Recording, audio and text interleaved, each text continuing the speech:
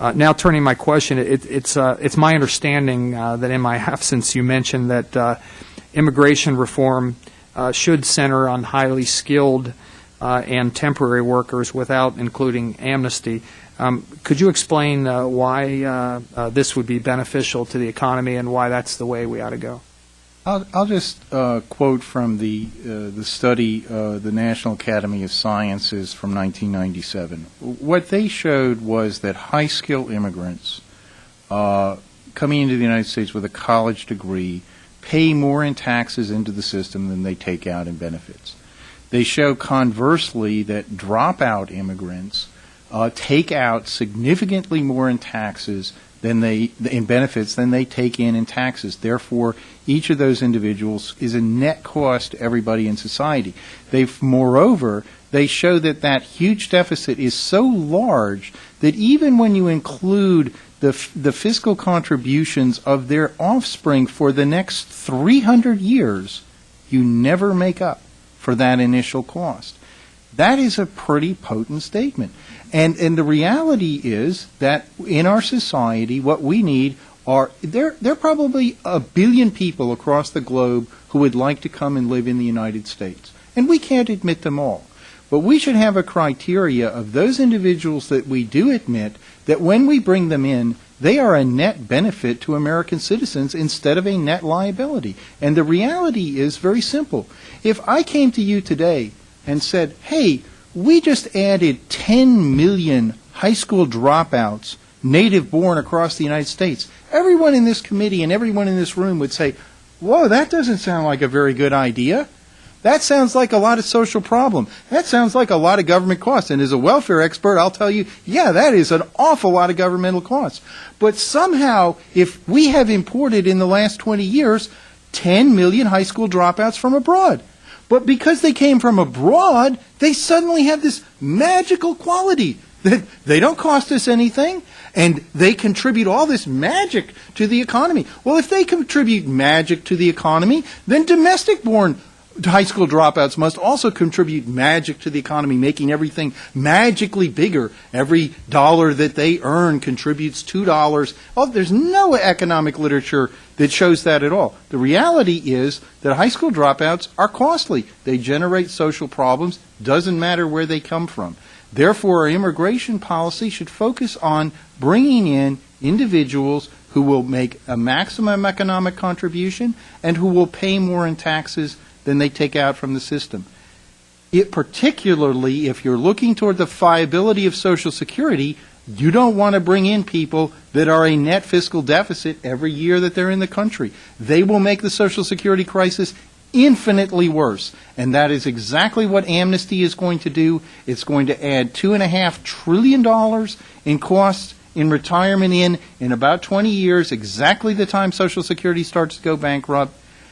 It couldn't help but do otherwise, okay? If you want to make Social Security more viable, bring in higher skilled workers, and you don't need to do it now. You should do it a little bit later so that they would be contributing at the maximum point of crisis. Thank you very much. Mr. Johnson, if I could turn to you next. In Congress, in recent years, and even very recently, we've significantly bolstered federal programs to encourage more students to pursue math and science and technology fields so that we can better compete in the global economy. Are these programs to respond to the need for skilled students and workers? Are they working? Are they heading in the right direction? What are your thoughts about that? Well, I mean, they're important investments, and I think we need to do more, particularly in the science and technology fields, to encourage native-born students to pursue those types of degrees. We continue, I think, to be lacking in enrollment and graduation rates for the native-born in those areas. We've seen some improvements. I hope those improvements will continue. There's no question that that part of the formula, and this is where I take issue with Mr. Rector, is that you need a well-rounded labor force. You need a labor force that is made up of people who have less education and skills, and a labor force that is made up of people who have very high levels of education. I think we've got to make sure that we're creating a labor force that is that dynamic and flexible, and the education trends that we're talking about are important. We need to do more in terms of those investments. Thank you. Mr. Corrigan, if I could turn to you next. You've written about the false premise that since the federal government can't quickly deport the 10 to 12 million illegal immigrants, the only alternative is legalization or amnesty. You've said that the only approach that can actually work is shrinking the illegal population. Could you explain how this could work, how we could go about following that recommendation? Sure. Thank you, Congressman. The way you put it is correct, that we are presented with a false choice. Deport everybody tomorrow. Mr. Sestak had said, what if everybody disappeared tomorrow? That couldn't happen anyway, even if we wanted it to, because we don't have the resources, and it would be shocking to the economy and the society. But the only alternative is not legalization. It's what you could call attrition through enforcement, where we enforce the law, and rather than allow, which we've never really even attempted to do before, enforcing the immigration law inside the country, so that instead of allowing the illegal population to grow every year, we start shrinking it every year. And this is realistic, because there's already a lot of churn in the illegal population, people coming and going, what have you. So the thing to do would be to make sure fewer new illegals arrive, more of those who are already here leave. And almost half of illegals have been here less than 5 years anyway. These are not all people with roots here. Essentially, what we've done, what we can do, is back out of this problem that we have created over a period of years. Once we have shrunk the illegal population, once there is a political commitment to enforce the law and people actually believe that it's being enforced, and with good reason they don't believe it now, then maybe we can address the question of legalizing some of those who are still here. I'm not sure I'd be for it or not at that point, but it's a legitimate topic for discussion, but only then. It's not even a legitimate topic for discussion, as far as I see it, until we have, through attrition, reduced the size of the problem and created a mechanism that can, in fact, enforce the new rules. Thank you. In the interest of time, Madam Chair, I'll yield back the balance of my time now. Thank you. Thank you. Ms. Torrey, because the fruits and vegetable industry is so labor-intensive, it is important that employees in this sector have access to the proper visas and documents to work in the U.S.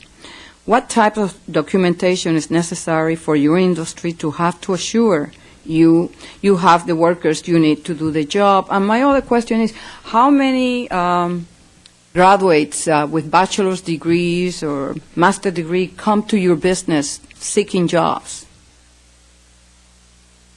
I do have some. They're looking for mid-management jobs. No, but I'm saying, to go there and pick vegetables, yes, none. None at all. And no matter if I offered $100,000 starting, would they show up?